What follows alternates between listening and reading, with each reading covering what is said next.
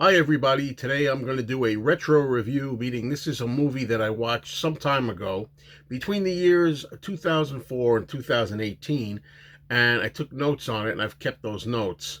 So I'm going to be reading from there to reacquaint myself with it and share it with you. This is a movie called Somewhere in Time, which was released in 1980, and this review that I'm going to be looking at my notes from was written by me in 2015. So this review is 10 years old. Let's go to it. Well, I remember pretty clearly that Somewhere in Time is my girlfriend's favorite movie. Okay, that's something to start with. And she asked me to watch this movie with her. And I've since learned that this is an extremely revered cult film with a devoted following. And after sitting through it with her, the reasons why frankly perplex me then and now. It's an ordinary film at best and for die-hard romantics only, and that's my girlfriend. Okay, I will say that Christopher Reeve, who's in the movie, gives one of his better acting performances as Richard Collier, a 1980 playwright who becomes infatuated by a portrait of a beautiful young actress from the 1900s, played by Jane Seymour, who's lovely all the time. And he's driven by a strong obsession to travel back through time and meet her. Okay. Luckily for him, after consulting a professor, he discovers that time travel is indeed possible through self hypnosis. What the F? Really? You mean to tell me I could go back in time and I could meet the Beatles? I could go back in time and I could go watch 1930s movies and when they first were released?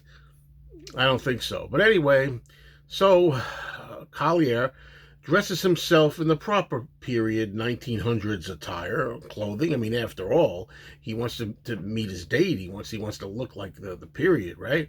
And then he makes a home cassette tape of his own voice reasserting over and over again on the tape that this is 1912. It is 1912. It is 1912. It is 1912. He closes his eyes while lying down in the bed. It's 1912. It's 1912. And voila, he's transported back to meet his lover. Anyway, well, there's a little more to the circumstances, such as Collier in the beginning of the film being approached in modern times by an elderly woman who gives him a watch and pleads with him, quote, come back to me.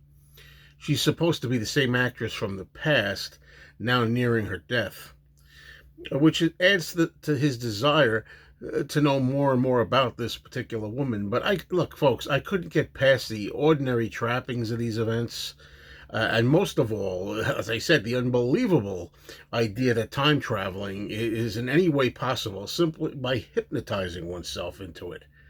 I mean, look, when it comes to these kinds of fantastic movies, Lord knows I'm very good at suspending my disbelief when it comes to watching them and appreciating them.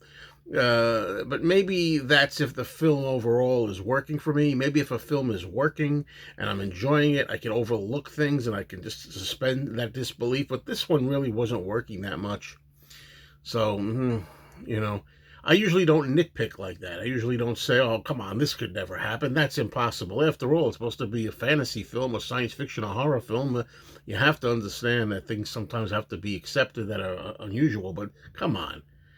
Time travel by self hypnosis? No. I draw the line at that. Anyway, the fact that Richard Matheson, a favorite science fiction writer of mine, a genius, came up with this idea is really odd. Out of 4 stars, I gave Somewhere in Time 2.5.